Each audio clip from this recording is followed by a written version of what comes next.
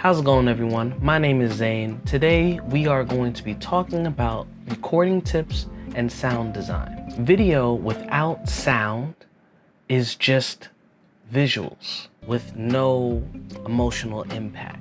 Sound is very important. It's about 60% of your project. So make sure that after you film everything, watch the movie again, but in silence.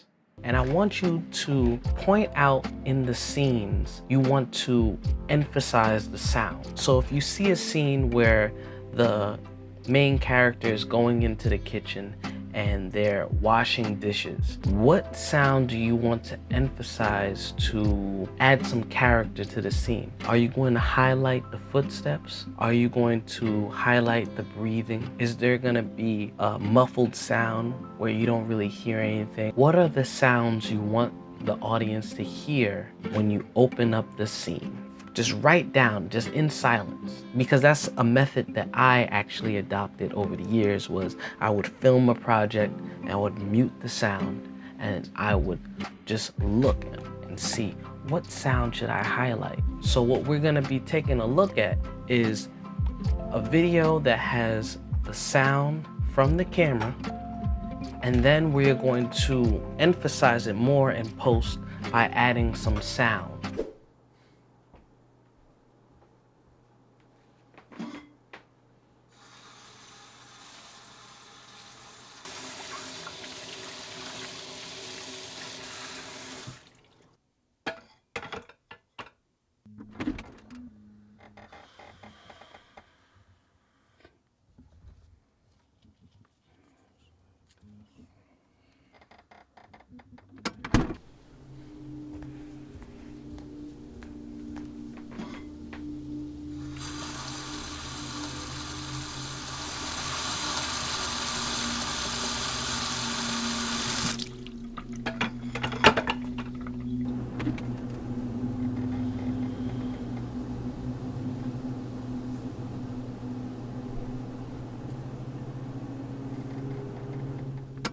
So two types of commonly known microphones used is a lavalier and a shotgun mic. When I record my videos, I use a lavalier microphone. That's the audio that you're currently listening to.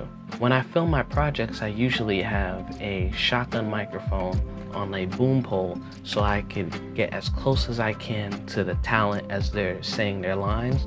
Usually you want to get it at least about 12 inches away from their mouth in the direction at an angle, and you'll have it like right at an angle and then just bring it right out of frame.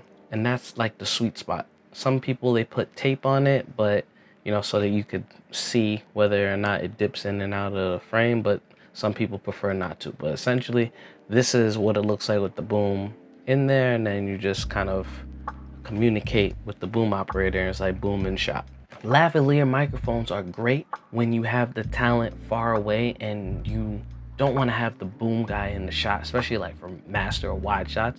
You can always hide the mic in the distance, no one will notice. Lavalier mics can also be used in small areas. So for example, if there maybe are sitting on a bus, or if you want to put the audio in tiny spaces, you could just put it there just so you can hide the mic. Like lavaliers are great if you want to hide where you're recording the sound. Some tips when recording is you want to make sure that you pay attention to the sound around you, especially if you are indoors or outdoors. If you're filming inside of a apartment building or an Airbnb, or just like, I guess, in a hotel, right? Listen to the sound with the microphone and headphones, because the headphones paired with the mic will hear sounds that your ear would not hear. Like for example, the humming of a refrigerator. You're gonna hear that a little more distinct with the microphone opposed to listening with your ear, because our ears are used to a lot of sounds. So when you're having your ears amplified with the microphone, you're gonna start to hear sounds that maybe the walls are thin, the refrigerator's running, maybe there's some electronics going on, maybe there's a plane going by.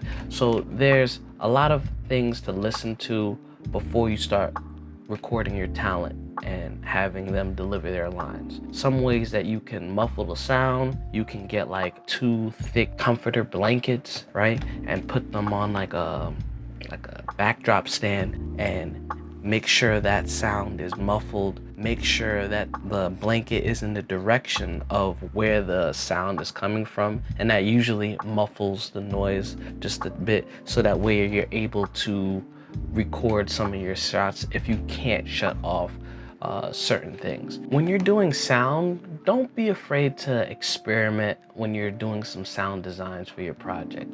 Add some sounds, mix some sounds up, watch the scene. For Mortal Kombat, what they do for like the brutal attacks and the breaking of bones, if they wanted to break a bone, what they do is they take a whole bunch of celery sticks, put them together, and then they crack it. If they want that gushy sound, what they do is they take a bowl of Jello and they put their hands in the bowl and they start just kind of massaging it.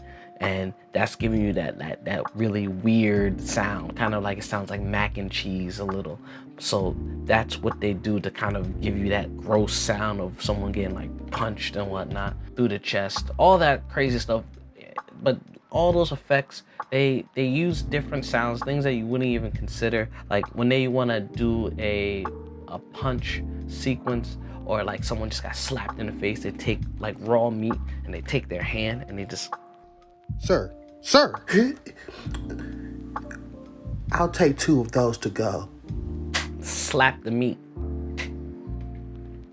Some key points that we talked about in this video is that when you film your movie, put it on mute and watch it with no sound and start taking notes and write down the sounds that you want to introduce in your shot. Whether it's music, whether it's Foley, which is the sound of what the people make, or the clothing, you know, footsteps, the environment. So make sure you listen to the film in silence and then let your imagination fill in the blank.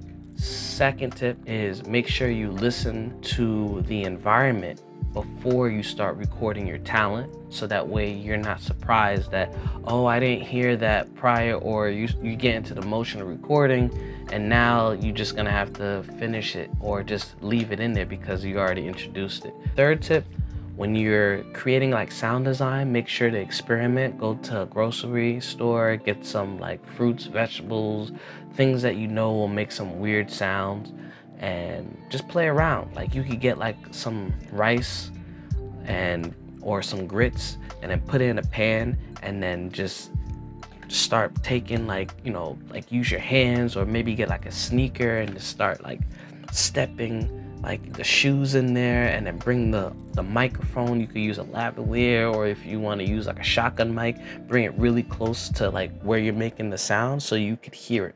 You know, there's like so many different techniques that you can use. Be open-minded and exploring new ways to introduce sound to your film. Thank you for tuning in for another episode of I Am Zane filmmaking class. Next week, we are gonna be talking about how to create an engaging storyboard. So stay tuned, it's gonna be a fun episode.